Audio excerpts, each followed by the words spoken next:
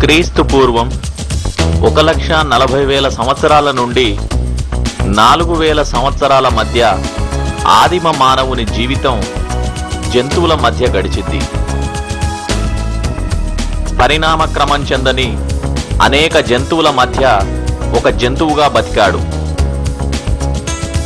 ఈనాటి మానవులు ముఖ్యంగా ఆస్ట్రలోపిథికస్, రామాపిథికస్, హోమో ఎరెక్టస్ మరియు నియాండర్తల్ నరుడు. ఈనాటి మానవునికి జంతువుల బెడదతో పాటు ప్రకృతి కూడా సహకరించింది అంతంత మాత్రమే. వాతావరణం చాలా శీతలంగా ఉండేది.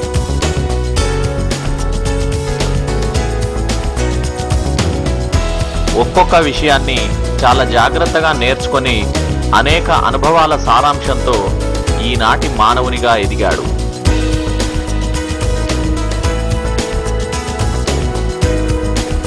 మొనతేలిన వస్తువులు గాయపరుస్తాయని తెలుసుకోవడం వల్ల ఇతనికి వేట సులభమైంది. ఆ అనుభవంతోటే జంతువులను వేటాడే అనేక ఆయుధాలను రూపొందించుకున్నాడు. వేటాడడం వల్లనే ఆహారం సమకూరుతుంది కనుక అనేక ప్రాంతాల్లో సంచరించడం మొదలుపెట్టాడు.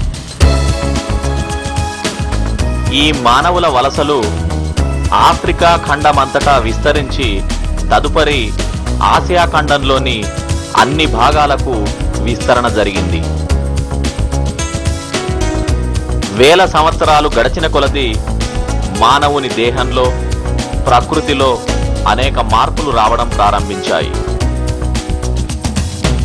నీటి వనరులు ఉన్న ప్రాంతంలో ఆవాసాలు ఏర్పాటు చేసుకోవడం మొదలుపెట్టాడు.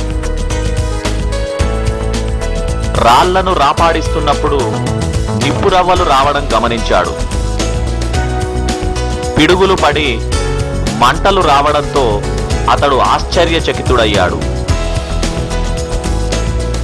దాని స్వభావాన్ని పరిశీలించడం, దాని ఉపయోగాన్ని గ్రహించడంతో ఆనాటి మానవునికి ఒక గొప్ప ఆధారం దొరికింది.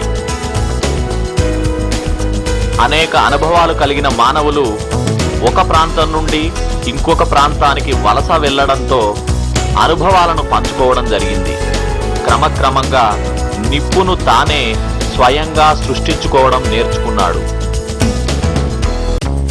చనిపోయిన శరీరాలను ఖననం చేయడం మొదలైంది. కాలగమనంలో వాతావరణంలో అనేక మార్పులు సంభవించాయి.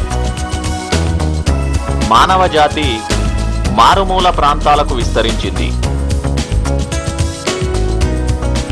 ఆదిమ జాతి మానవుల అనుభవాల సమ్మేళనంతో నాగరికతలు విస్తరించాయి. ఒక తెగ మానవులపై ఇంకొక తెగ మానవులు దాడులు చేయడం ప్రారంభించారు. తీరిక సమయంలో వివిధ వస్తువుల నుండి సంగీత ధ్వనులను సృష్టించడం నేర్చుకున్నాడు.